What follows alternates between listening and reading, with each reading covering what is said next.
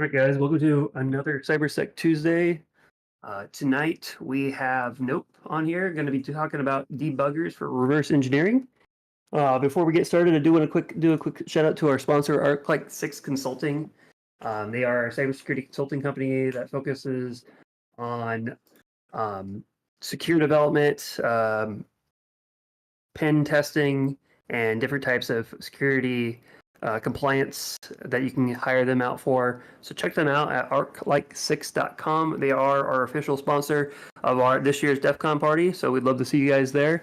For those that are new, our DEF CON party will be held this Saturday, and we'll have some information coming soon on that.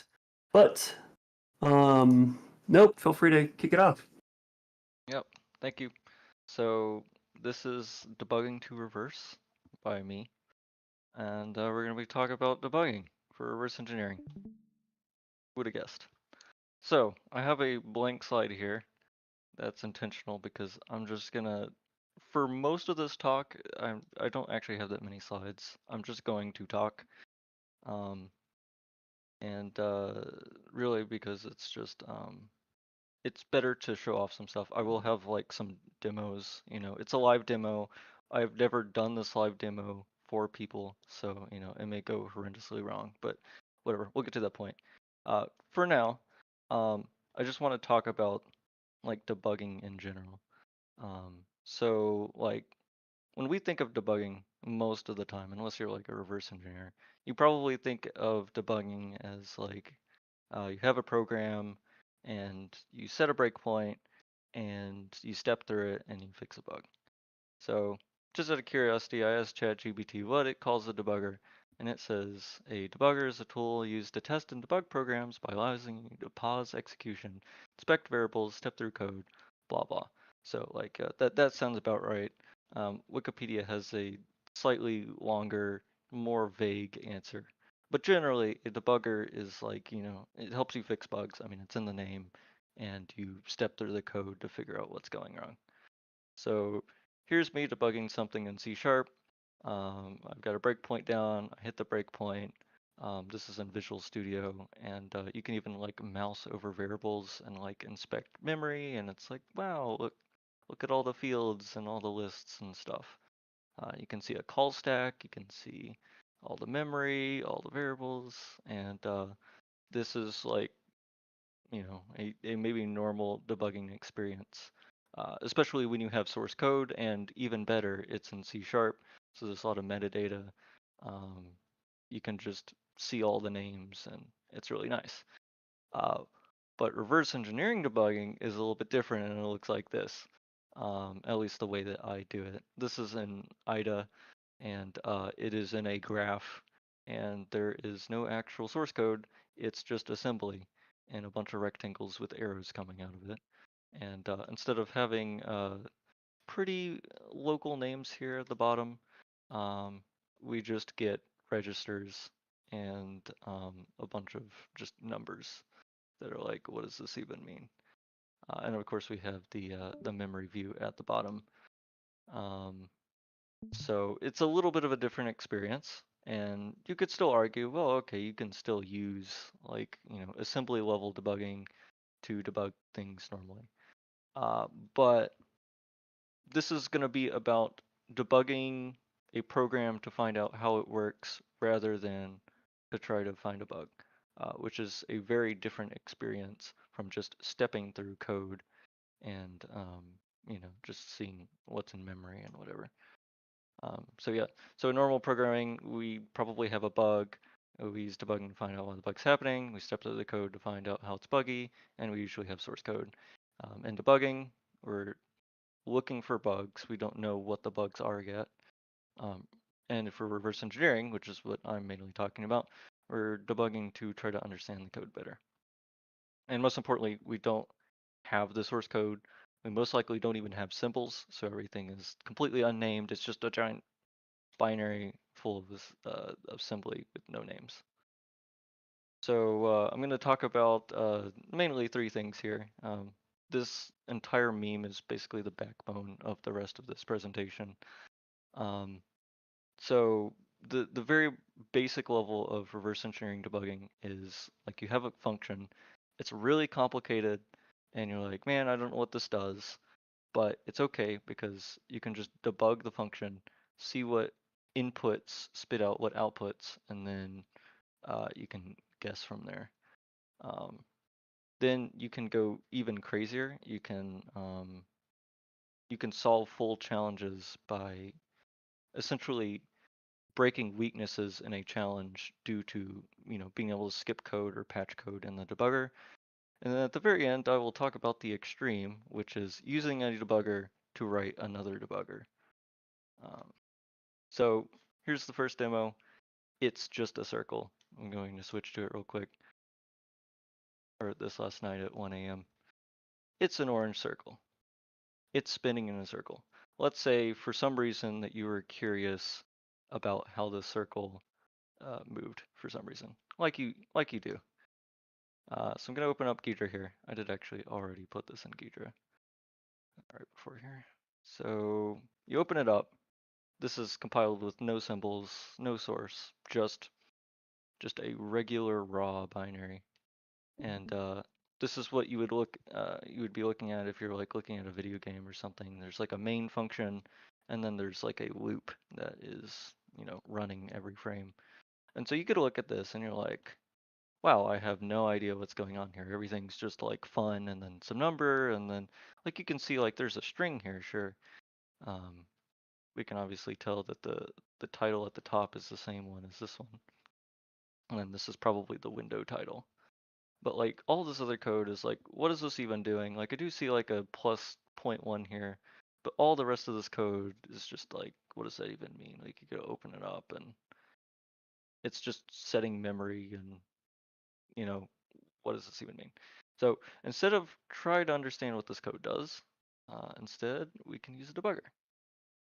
Ghidra does have a debugger, but as I will talk about later, it's not very good, so I'm not going to use it. So we're gonna throw this in here and let it analyze for a second. It's pretty quick. I'm gonna go to that main function by searching for that string. Oops. Rev demo. Go to here. So this is what the decompilation looks like. Very similar to Ghidra. There's not much to this function, but it's still just a bunch of sub, so that doesn't really help us. So I'm just going to put this over here. I'm going to tell this to sync with the assembly. And so now if I click over here on the assembly, it'll show up in here too.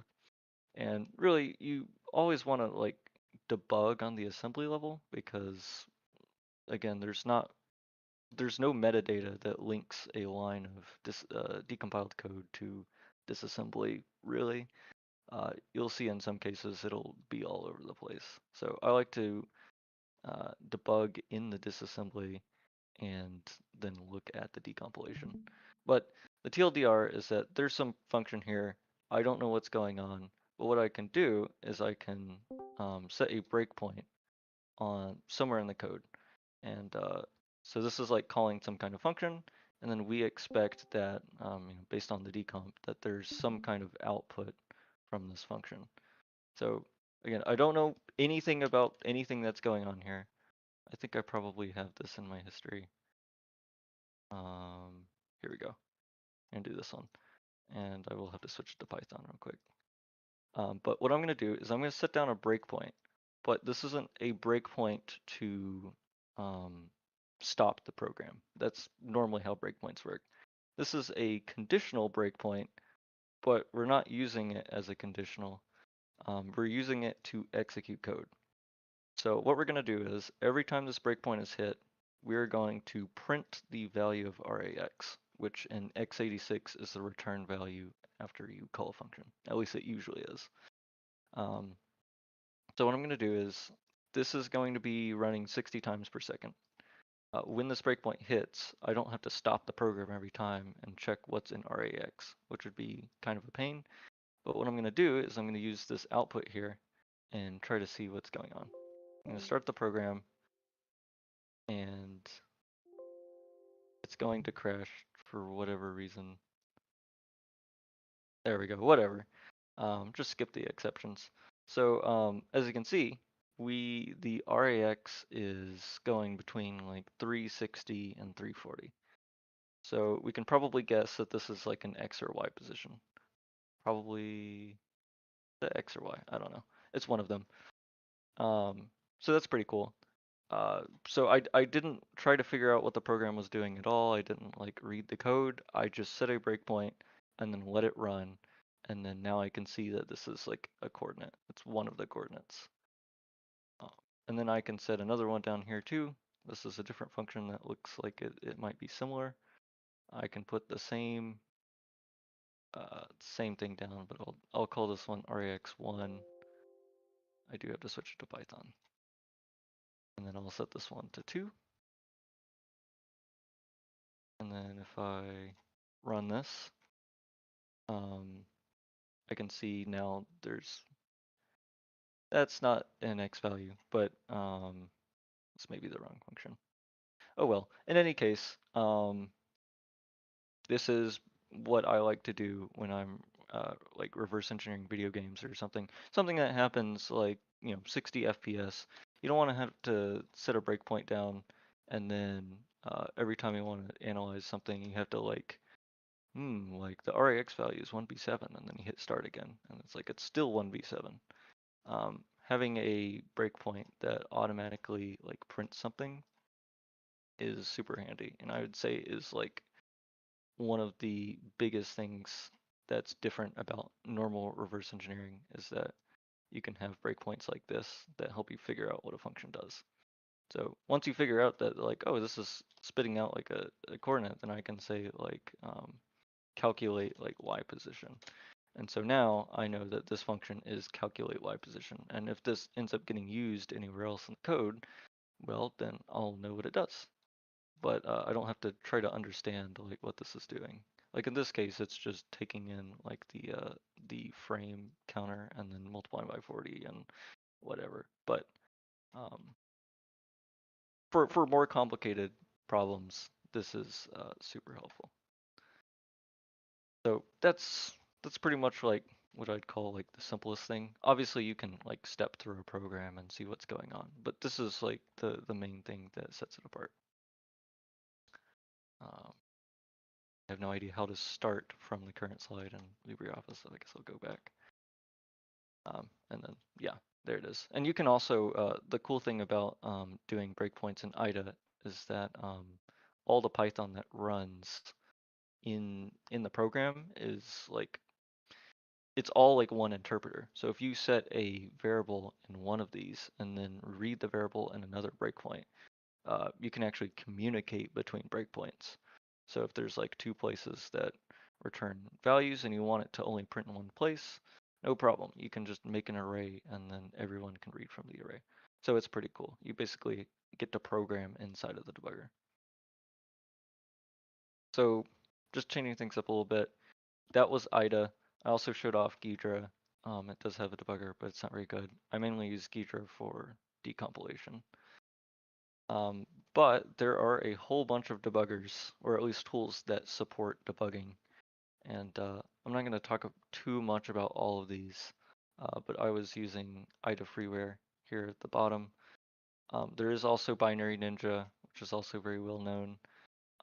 It has been getting decent debugging support recently, but it's still not there yet.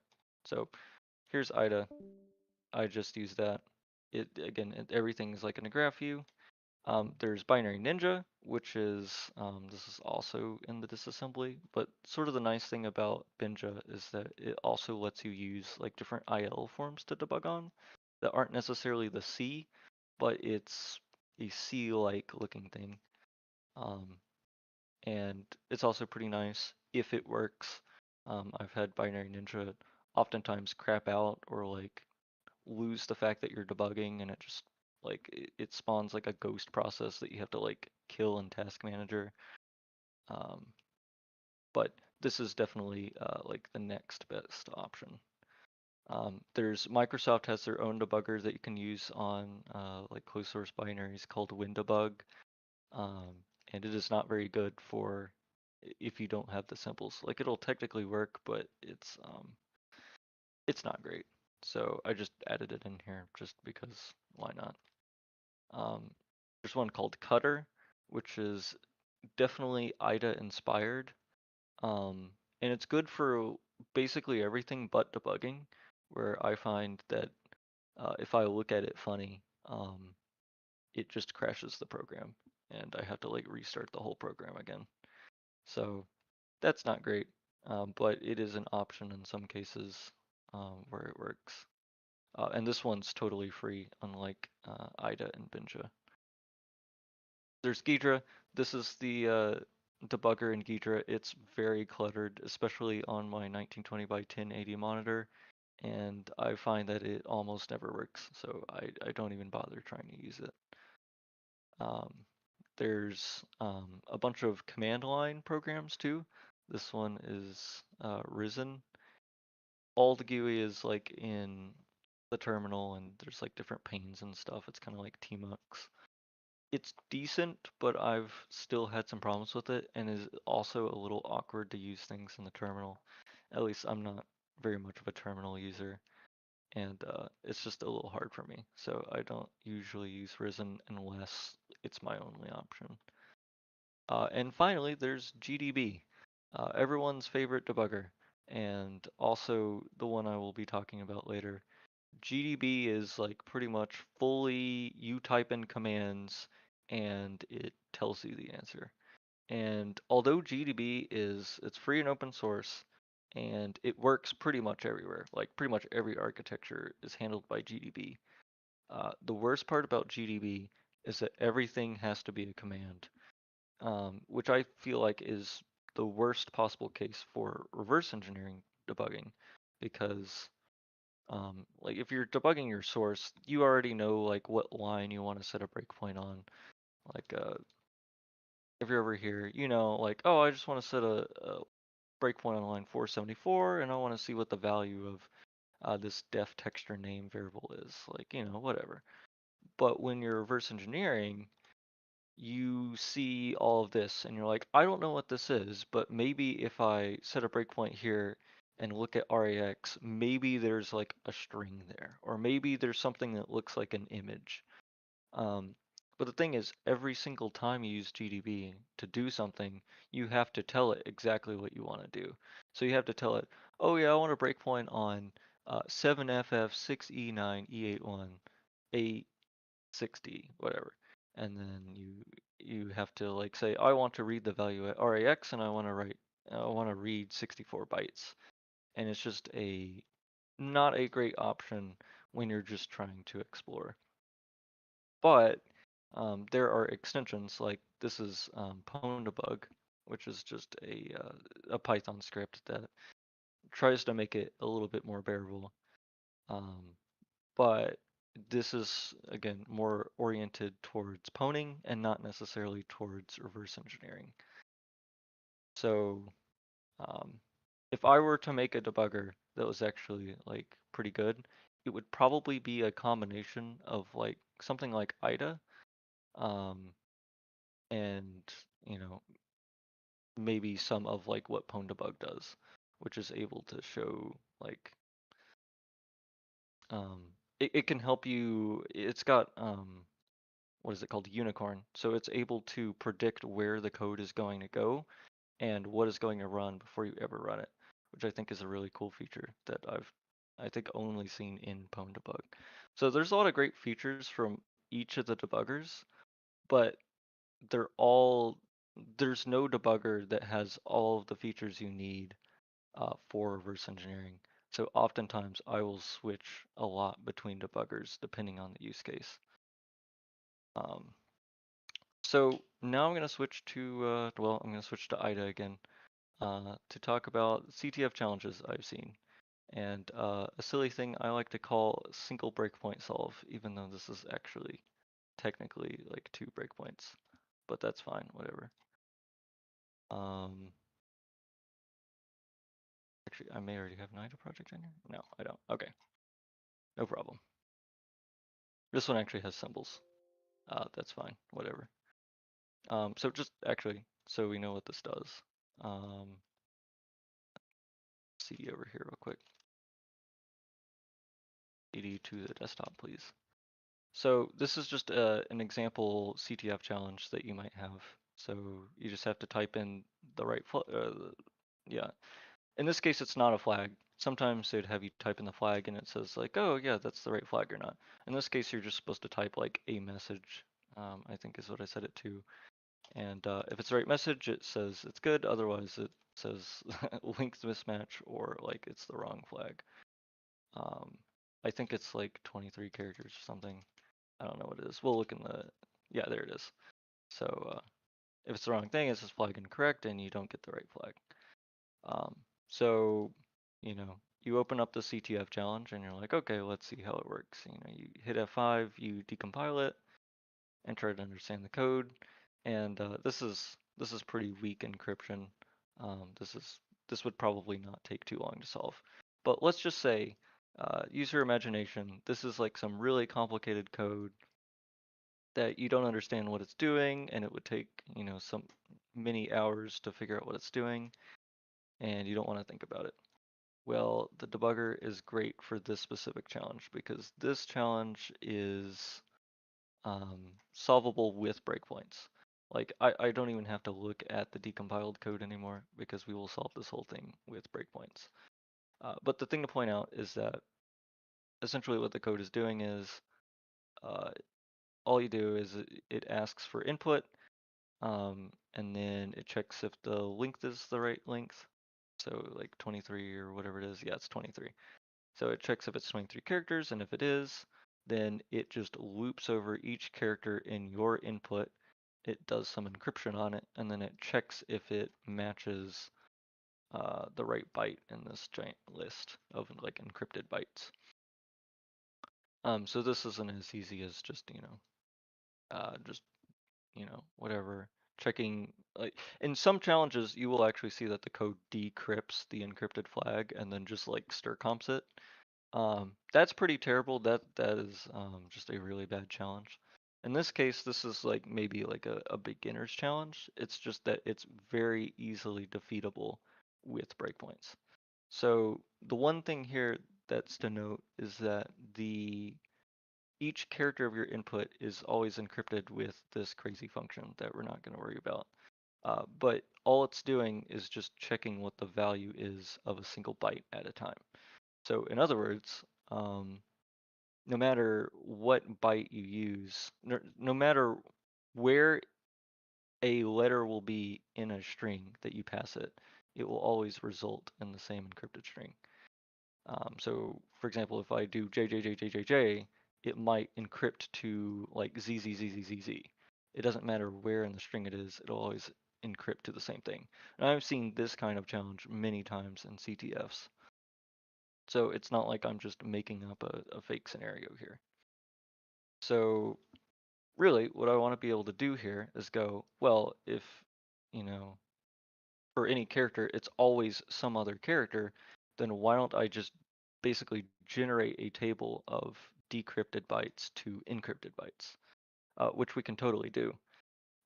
But the only thing that's stopping us is this guy, which is basically an if statement that says if the first byte is not, if the first decrypted byte from my input does not match the first encrypted byte, then it'll immediately return 1 and say flag incorrect. So what I actually want to do is I want to run through a whole bunch of characters at once. What I'm going to do is, and apparently this is the correct number of characters, is I'm just going to type A, B, C, D, E, F, G, H, I, J, K, L, M, N, O, P, Q, R, S, T, V, W, X, Y, Z, all the letters of the alphabet. That doesn't seem right. That's not 23 characters, but whatever, it doesn't matter. I'm going to type a whole bunch of letters. Yep, that's 23. And then I can feed this into the program. So I'm going to set a breakpoint at the end real quick. IDA will close your terminal if the program ends, which is super annoying. So I just put a breakpoint at the end to tell it, don't close the window yet. I'm still looking at the debugger. So I can type a flag. It's going to say it's incorrect, and that sucks. But what's going to happen is it's going to look at the first character and go, actually, that's not the right character. In fact, we can actually look at the comparison that's being done. So we know it's doing V8 not equal to this, it's incorrect. So that is this line right here. So what we can do is we can actually look at the comparison that's being done. I'm going to do message, and I'm going to say % equals x, % equals x. And we're going to check var19, that's RBP minus x19 and AL. And then comma 0 so it doesn't stop. I think that's right. We'll find out. So clear this, I'm gonna run the thing, I'm gonna copy this into here, and wow. So the output string was 1796. We will actually want to treat this as if it's a single byte. So in this case, we gave it a string that outputted in 3, or sorry, we gave it a string that outputted in 4, but it was actually looking for 3. So what I want to do is I basically want to make a giant lookup table of every decrypted byte to every encrypted byte. And so that way I can take the encrypted string that's in the code, which by the way, we can actually pull that out also using debugging. That string is located at RAX here. That looks right.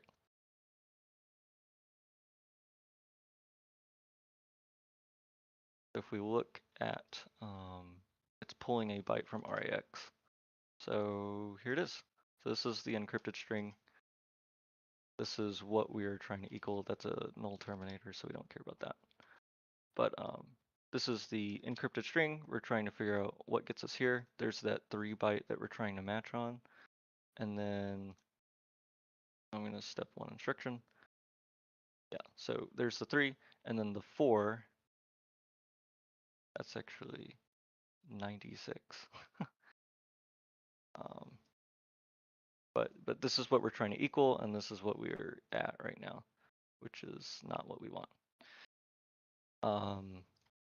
So I'm pretty sure the first one is just F, because this is supposed to be like a flag format. So we'll show that when that's right answer, these should both be equal to each other. Yep, so there's the 3, and then here's the 3 over here. So that would pass us to the next one, but I could only go for like 5 characters before I hit A, and it's going to be the wrong letter again. So what I'm going to do is I'm going to pass in this string again, but what I'm going to do is I'm going to make it to where we don't actually break out if our character is wrong. Actually, I will enable this. But what I don't want to do is stop it here. I want to use the full 23 letters so I can see what each of the bytes are. So we're going to go here again. And this is one of the coolest things about debugging this way, is that you can basically patch the program. So right now it's going into flag incorrect, which is, it hasn't gone there yet, but it will go there soon. And so what I can do here is I can update the registers to set Z flag to 1, which basically inverts the result of the condition. And so all I have to do here is make a new breakpoint that sets Z flag to 1, and then comma 0 just means don't stop at this breakpoint. And what will happen is that it'll always go down the correct path until it runs out, and then it'll go to the flag correct. Now if I run this, you'll see that it prints a bunch of stuff here with the input, and then it should say flag correct, because I told it never return flag incorrect. And I just did that by setting a breakpoint. I didn't edit the assembly or anything. It's just a breakpoint, and that lets me set flag correct, which is great, but that doesn't actually tell us what the flag is. And just a quick second, I will change this to only read a byte instead of a full 4 bytes. Yeah, here we go. So I'm going to take this, and for some reason, some of those are the same. That's fine. So this on the left is what we care about. These are the values that come from what I wrote, and these are like A, B, C, D, E, F, so on. And then let's do tbw xyz and underscore curly brace 0, 1, 2, 3, 4, 5, 6, 7, 9. You can, like most CTFs tell you what the flag characters will be, and these are the flag characters in my made up CTF challenge. So I'm just gonna do this one more time, and then like add some extra characters at the end. And here's that. Output from this, I probably could have formatted this better, so I didn't have all these equal signs, but whatever, it's fine. So GHIJ, in fact, I will just copy this into a hex editor, and then I will then paste this as hex.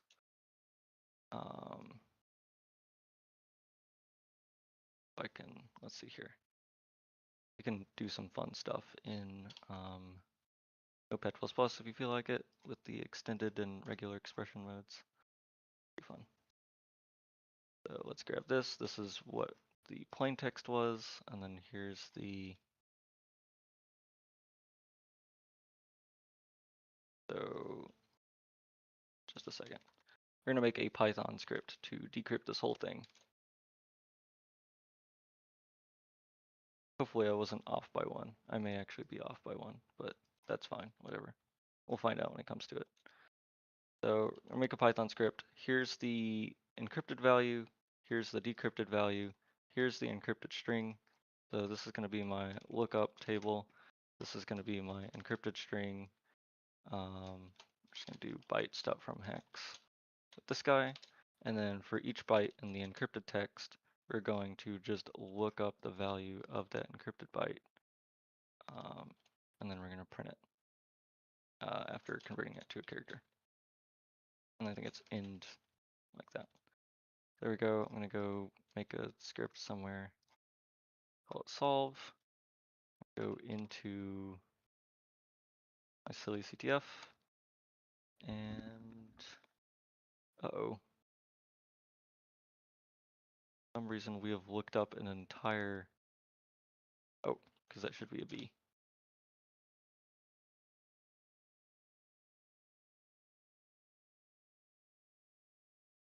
There we go. Okay. Well, I think I was like an off by 1 or 2 error here, but the flag should be hello null 404 3 exclamation marks. But the general idea is there. I think that's the flag, and yeah, there we go. So yeah, so I didn't have to figure out all of this like XORing, adding, subtracting, or whatever. You just set down a breakpoint. You can make like a lookup table and then solve it in a completely different way.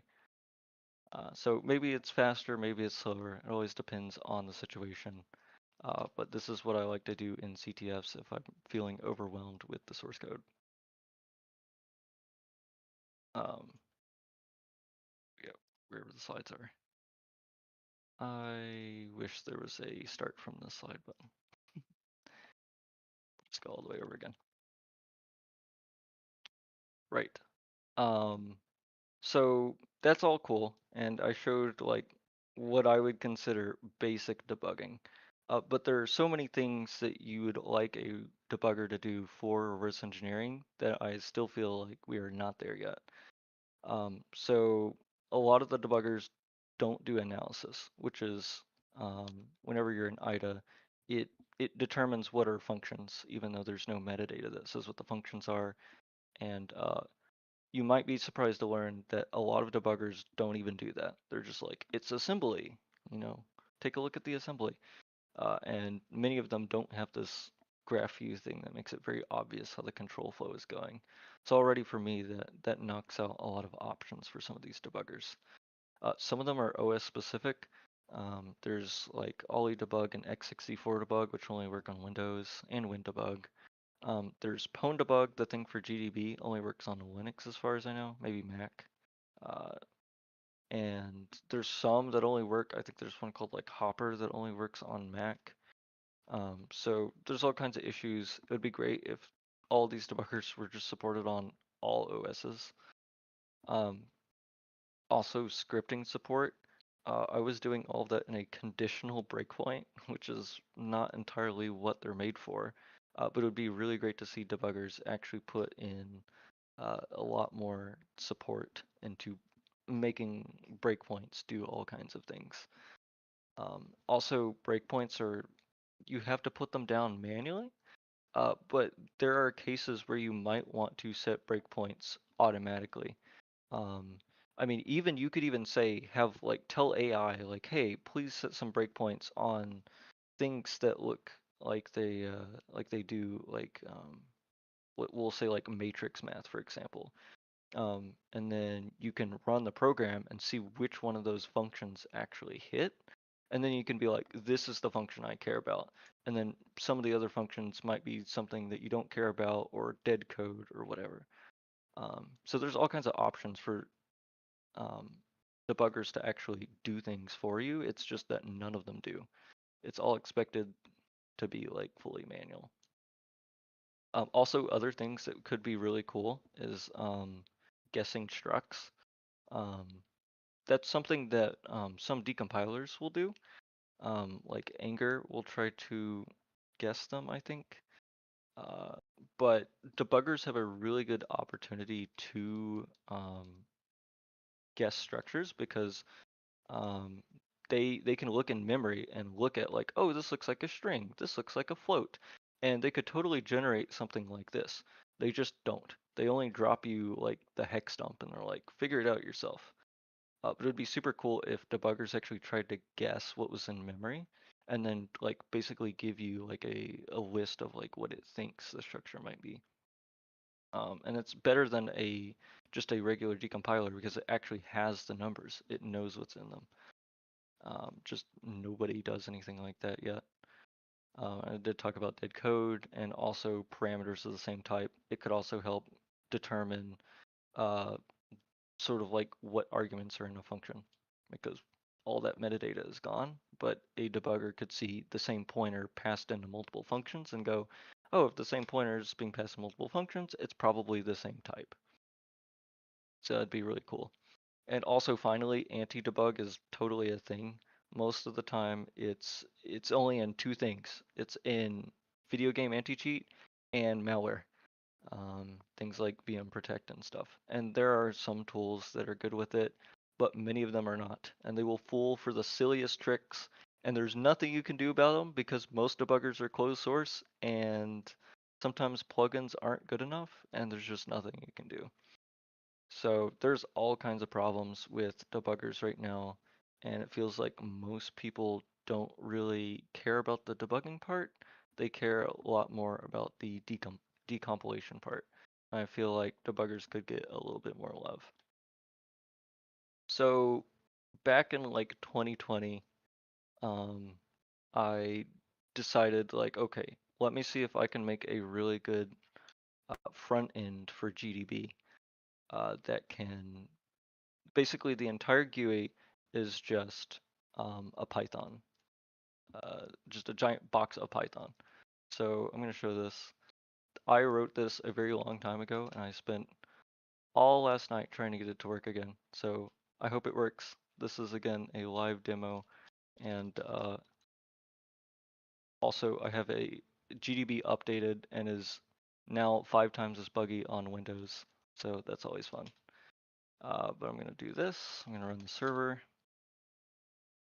So here's my quote unquote debugger. It's very basic, but it's just a giant box of Python. And this entire debugger is just you debug with Python. The other thing I need to run is the actual GDB client. cd in here, gdb-q-x client. That's connected. And so the coolest thing about this is that you can write Python in here, and then this canvas is basically a visualization of what's actually going on in the code. So this isn't on the assembly level. This is basically an abstraction over what's actually going on in the code. So as an example, I'm going to debug a Toho game, just a bullet hell, and we're gonna see how well this works. So here's my script. It's kind of complicated, but not really. It's going to attempt to disassemble the code while the game is running and try to figure out where all the entities are.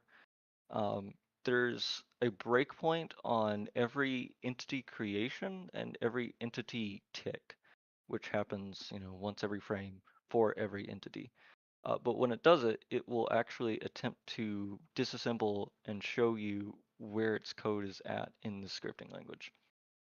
So this is just a Python script I'm going to paste into here, and I'm going to hit apply, and GDB is going to set 4 breakpoints. And these breakpoints are not just like simple 1 or 2 liners, but all of this code is going to be executing during the breakpoint. And so what this guy is going to do is it's going to queue up all of these breakpoints while the program is running, and then this thing is going to dispatch them, like actually run the code, and then send back the data for the canvas. So I will just show that now by debugging the program. Hit no on that. So hopefully it doesn't crash. As I was testing this before the call, it crashed like 10 times. That's just GDB on Windows for you. But here it is. This is the canvas. This is going to update as more entities come in on the screen, and it will lag a little bit because I am debug printing a whole lot. But this is basically a debugger that is running another debugger in the background, which is super cool. And so you can actually see all of the scripts updating. Those scripts are updated by a breakpoint, which is setting a bunch of other breakpoints dynamically. So in this program, we're actually setting and unsetting breakpoints basically once every frame, which is also, it's pretty advanced, but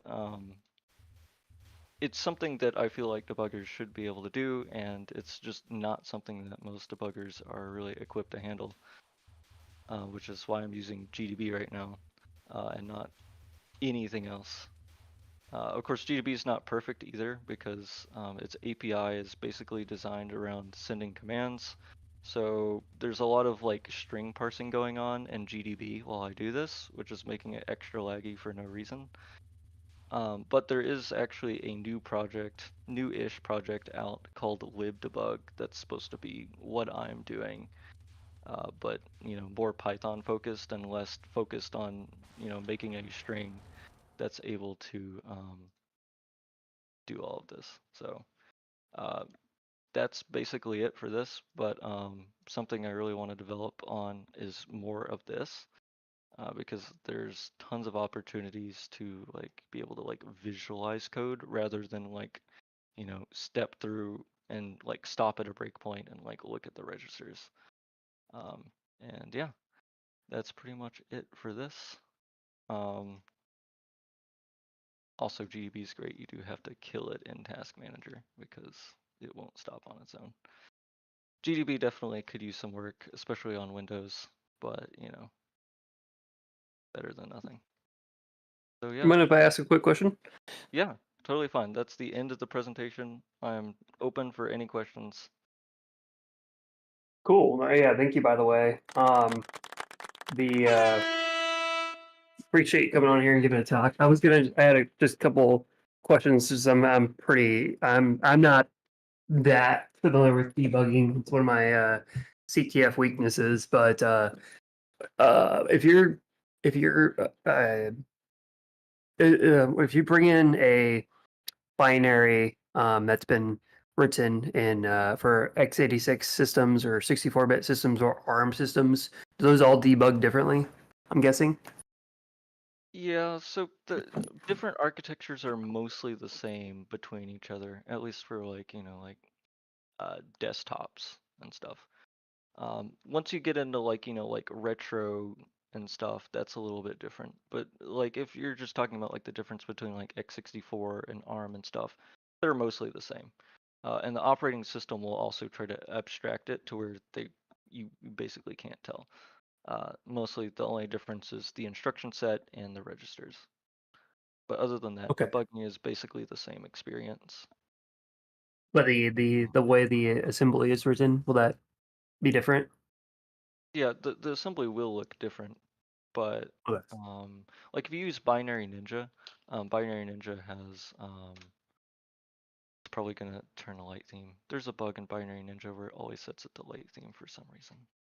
But one of the cool things about Binary Ninja is that it will like if I open the shapes demo here, after you give it a little bit of time, they're terrible functions for examples. But there's an IL mode, so whatever the actual architecture is on the bottom,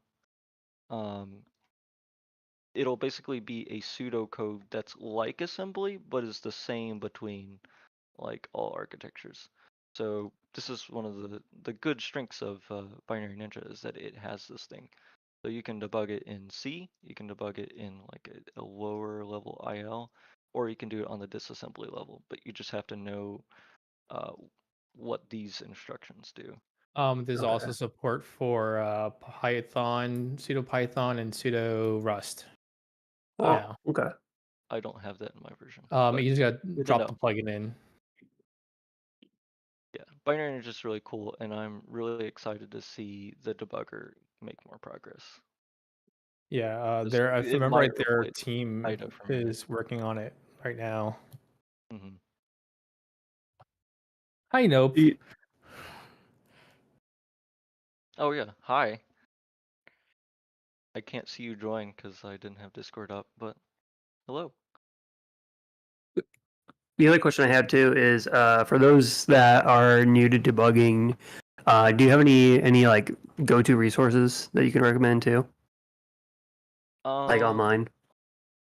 so I will actually say the way I got started was actually modding Cave Story, and actually what I did is there's a Cave Story assembly guide somewhere that actually explains how to. This might be it. Yeah, I think this is it.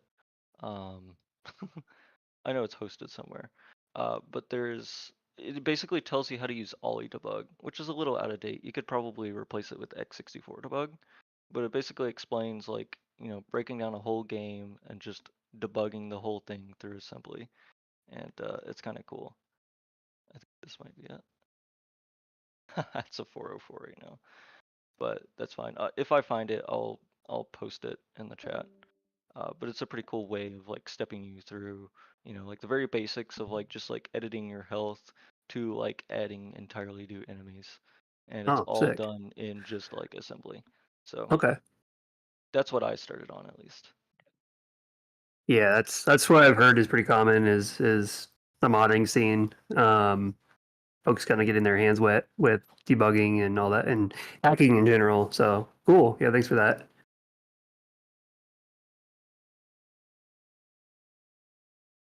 Yeah.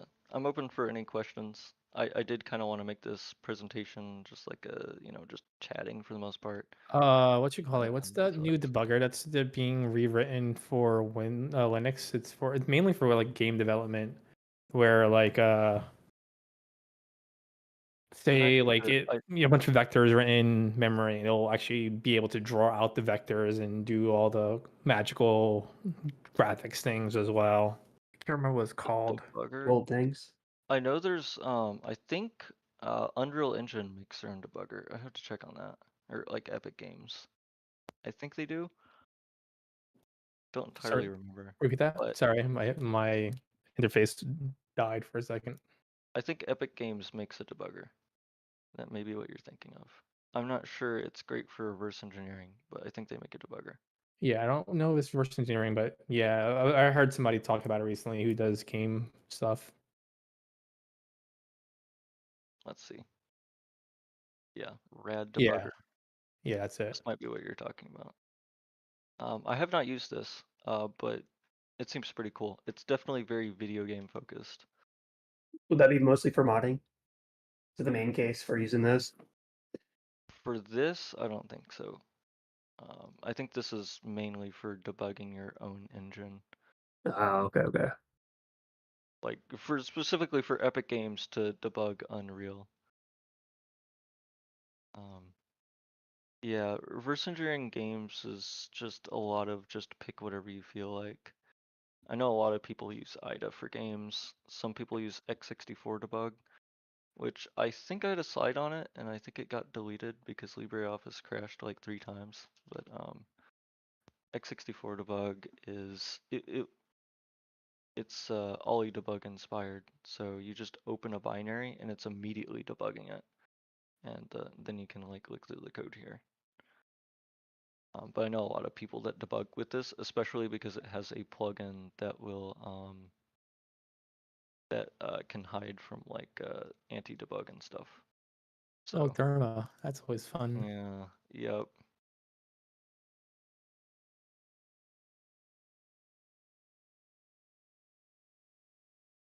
But yeah, it's just kind of the wild, wild west when it comes to like what debugger is the best debugger. It just depends is the answer. I wish there was one debugger I could point to that's like use this one every time, but there's not. Techno Boozer, what are you guys using for your CTFs typically for doing reverse engineering? Pwn debug, but I am a mere mortal compared to what I just saw tonight. I will definitely use pwn debug when it comes to pwning, but I don't find it great for reverse engineering like really big programs. Again, like for reasons I listed, it's kind of hard. Like I like to be able to just like click around like lists of functions and like, oh, here's all the imports and stuff, and it's just kind of hard to do that in pwn debug. Typically what I'll do if I really have to debug things and it's like in a situation where like IDA doesn't debug it, is I'll have like this open in one window and then I'll like copy the address and paste it into pwn debug and then I'll step through it. Which isn't, the most optimal, but it does work. Yeah, I think me and you talked about that before, where like I was having issues with Binjo like not fully decompiling a certain malware and having to use IDA at the same time to like compare them constantly. Yeah. It really does suck because all these tools are really good at like a few things, but no one's good at like everything. So that's why I just have every tool installed all the time. Wherever needs arise. Is the Geetra debugger worth anything, or is it just garbage? It's so bad. I can Garbage. show you right now because I've already Uh, got it open. I have a friend who works. He did some contract work for some company, and he was mainly doing stuff in Ghidra, and he was like cursing at it every day. This is what it looks like on a 1080p monitor by default. I didn't put it like this. This is how it comes when you get it. This is a fresh download of Geezer, maybe? Yeah. And half the time it just doesn't even work. It's like, oops, I didn't attach to GDB or whatever. We'll see if it works. Sometimes it does, sometimes it doesn't. You never know.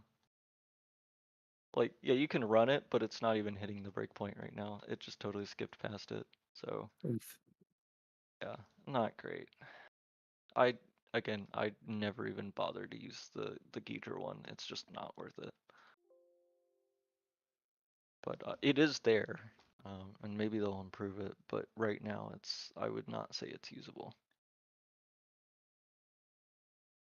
That picture that you showed with the different debuggers had it arrows pointing. I assume that means what the back end is Yes, is these are the using. backends. And I did make a mistake. I did actually write IDA freeware using GDB. Actually, this is false. The IDA freeware is specifically designed not to be using GDB because they want you to buy support for GDB, despite GDB actually being like open source for reasons. Yeah, all you get is the local debugger.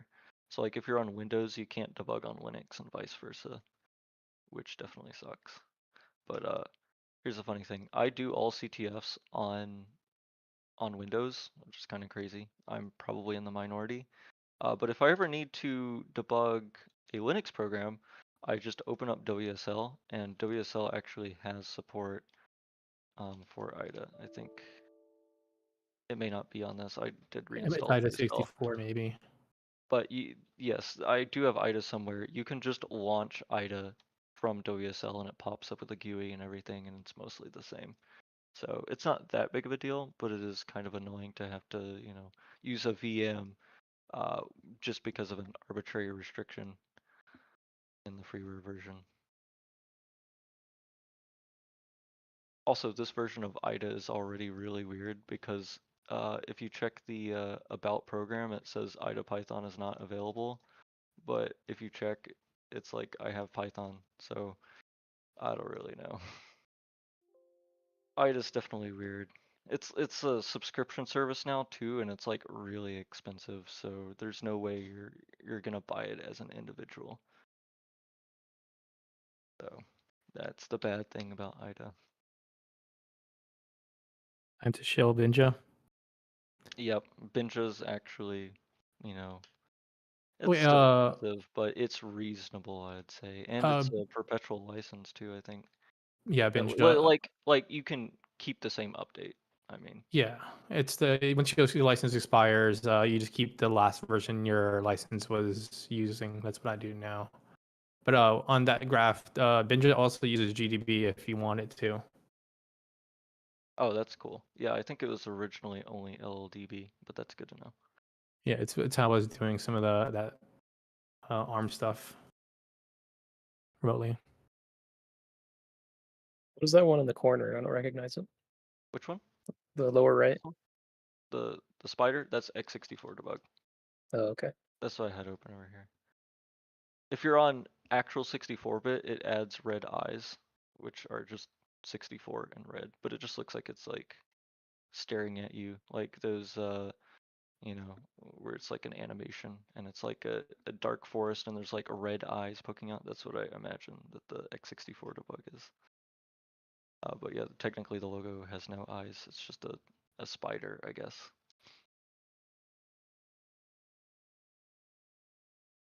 Yeah, I did put Ghidra on here. I was considering not doing it because I was like, oh, I don't think it's really that good at debugging, but I put it on there for sake of completion.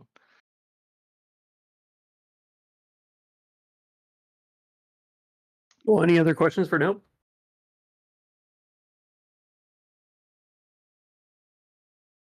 Come on, don't be shy.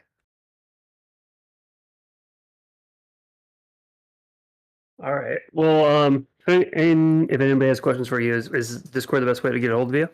Yep. Cool. Do you mind sharing a copy of your slide deck? Yeah, sure. Awesome. Well, cool. Well, yeah. If there's no other questions for tonight, thanks again, Nope, for jumping on here and giving a talk. And